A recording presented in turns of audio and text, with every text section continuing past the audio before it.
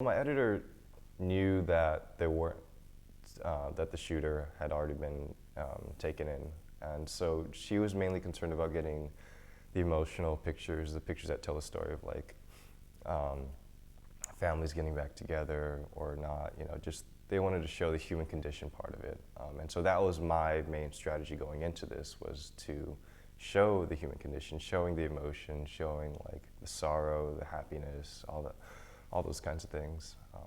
Once I got there, we approach them very carefully. A lot of the times it's you stand back from them because you really don't want to interfere with them, because people don't want to be bothered in that sort of situation. So you kind of stand far away with a pretty long lens, and you try and it also helps to isolate people when you're shooting from far away, because you do zone in on those one or two people that are just either crying, hugging, smiling, rejoicing.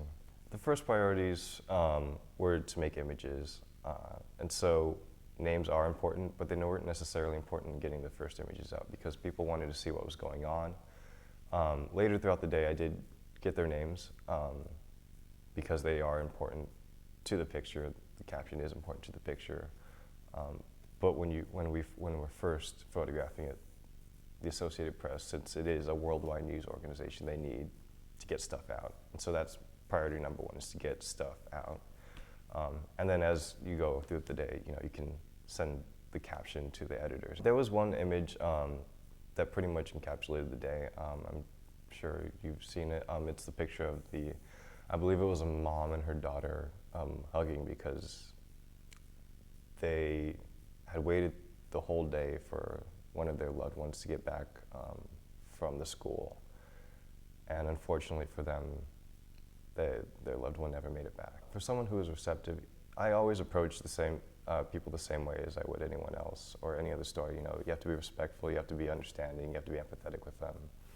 And so that's my main approach. You introduce yourself, you tell them, hey, I'm deeply sorry for what happened, I'm with this organization, and we want to tell your story. We have a picture of you, and we'd like to get your name and some information.